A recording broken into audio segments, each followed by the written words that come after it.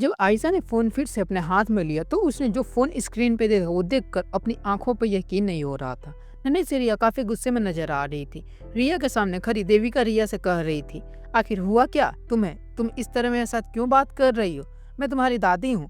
देविका के मुंह से दादी सब सुनते ही रिया ने अपने हाथ की पकड़ी हुई डॉल जमीन पर पटकते हुए कहा, आप मेरी दादी माँ नहीं हो और मुझे अपने आपसे यह गिफ्ट भी नहीं चाहिए। प्लीज आप इसे अपनी गिफ्ट अपने पास लेके जाओ। आप जबरदस्ती हमारे घर में घुसकर हम सब पर अपना हक जताने की कोशिश मत करो। मैं भले ही छोटी हूँ मगर मुझे इतनी समझ है कि मैं सचमुच मुझे प्यार करता है और कौन मुझे प्यार करने का नाटक करता है। ये सारी बातें मैंने अपनी बड़ी मौसी से सीखी है। आप मुझे बेवकूफ़ समझना मत, गलती मत करना और आइए मेरे कमरे के बिना परमिशन आने की कोशिश भी मत करना।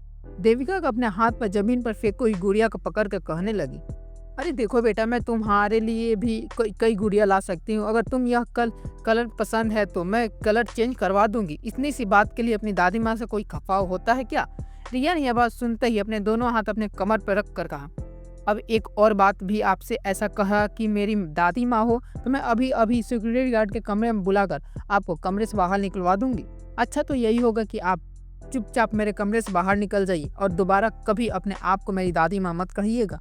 जब रिया ने देखा देविका सब कुछ सुनने के बावजूद भी खड़ी थी तो रिया सब का बांध टूट गया। रिया ने गुस्से से 7वें आसमान पर चढ़ गया। रिया ने अपने नन्हे हाथ से देविका को बांह ढकेलते हुए कहा। जब रिया ने देविका को ढकेलना शुरू किया तब अचानक ही एक झटके से देविका ने अपने शरीर को पूरी ताकत लगाकर रिया को अपने से अलग कर दिया। देविका का शरीर जोर के सामने नन्ही सी रिया टिक नहीं पाई और वह जोर से जमीन पर जा गिरी। जैसे ही रिया ने अपना जमीन पर गिरा हुआ पाया तो नन्ही सी रिया ईंटों हट हो गया। रिया खड़ी हुई और सीधे दौड़कर देविका के घुटनों से टकरा गई। जैसे ही देविका घुटनों से टकराई तो देविका झटके से साथ जमीन पर गिर पड़ी। जमीन पर गिरते ही देविका को जोर जोर से चिल्लाने लगी और अपनी पीठ को हाथ में रखते हुए कहने लगी, अरे मार दिया मुझे। किसी तरह देविका दरवाजे का सहारा लेकर फिर से अपने पैरों पर खड़ी हुई। जैसे ही देविका ने अपने पैरों पर खड़ी हुई रिया ने दरवाजा खोलकर देविका से बाहर ढकेलते हुए कहा, अगर आपको इतनी चोट लगी है तो जाइए सीधा अस्पताल। इस उम्र में अगर हड्डी टूट गई तो हड्डी फिर से जोड़ना मुश्किल हो जाएगा। यह कहते हुए रिया ने देविका से मुंह पर दरवाजा बंद कर दिया। रिया जिससे गुस्सा 7वें आसमान पर चढ़ चुका था वह भूल गई थी रिया लाइव स्ट्रीमिंग ऑन थी। रिया के सारे फैंस ये सब कुछ लाइव स्ट्रीमिंग पे देख रहे थे। ये देखने के बाद अचानक ही सोशल मीडिया पे तरह तरह के कमेंट नजर आने लगे। कई लोग रिया को बड़े बुजुर्गों के साथ इस तरह व्यवहार करता हुआ देखकर ट्रोल करने लगे।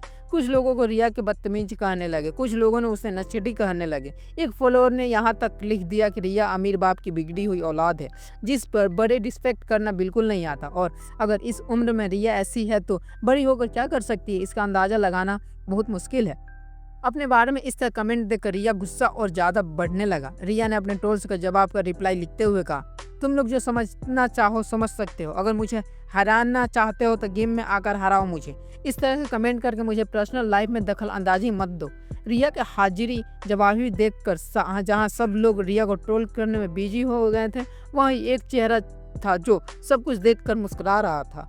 ग्रीन हाउस के कोने में बैठी आयशा ने यह सब कुछ लाइव स्ट्रीम में देख लिया था। एक दादी होने के नाते रिया को इस बर्ताव पे उन्हें बहुत अच्छा नहीं लग रहा था, मगर रिया ने यह बर्ताव जिस औरत के साथ किया था आयशा अच्छी तरह से जानती थी कि वो औरत का बर्ताव डिजर्व करती थी।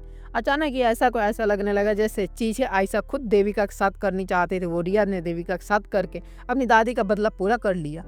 जब देविका ने आयशा से कहा कि रिया और बाकी बच्चों देविका के साथ काफी घुल मिल गए तो आयशा ने मन ही मन अपनी जिंदगी बिल्कुल व्यर्थ लगने लगी। जिन बच्चों के लिए जिस परिवार के लिए अपनी ममता का आहुति दी थी वही बच्चे उसकी जिंदगी के सबसे बड़े दुश्मन के साथ मिलकर हंसी खुशी रह रहे थे। यह बात सोच सोच कर आयशा ने अपनी जिंदगी पर घिन होने लगी थी, मगर रिया को सब कुछ सामने देविका को अच्छा सबक सिखाया था। आयशा एक औरत नहीं थी जो दूसरे को तकलीफ देखकर खुशी होती थी, मगर न जाने क्यों आज देविका की ऐसी हालत देखकर मन ही मन आयशा काफी खुशी हो रही थी। वो ग्रीन हाउस में उड़कर तेजी से बंगले के अंदर चली गई और अपने आंसू पोंछते हुए किचन के पास खड़ी सावित्री से कहने लगी, आज तो सचमुच तुम्हारे हाथों में जादू कर दिया है। क्या लाजवाब आलू की सब्जी बनाई है। अब मुझे बहुत भूख लग रही है, खुशबू भी बहुत अच्छी आ रही है। जरा जल्दी से मुझे खाना परोस दो।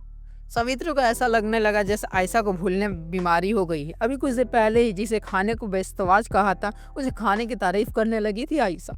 आयशा की यह बदला हुआ रूप देखकर सावित्री को भी हैरानी हो रही थी, मगर मन ही मन अपने मालकिन को फिर से मुस्कुराता हुआ देखकर उसे राहत भी महसूस हो रही थी। खाने के कुछ निवाले अपने मुंह में रखने के बाद आयशा सोचने लगी देविका के मैसेज पर क्या रिप्लाई दिया जाए। तभी आयशा ने सोचा कि मैसेज का रिप्लाई मैसेज में करने के बदले देविका को कॉल लगाया जाए।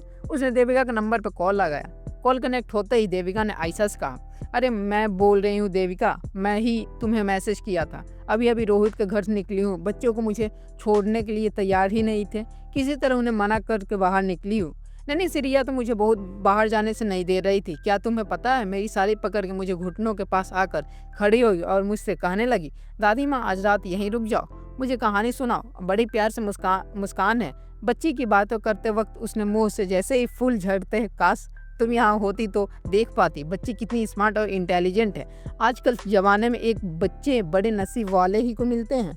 आयशा जानती थी देविका हमेशा की तरह झूठ का सहारा लेकर जलाने की कोशिश कर रही थी।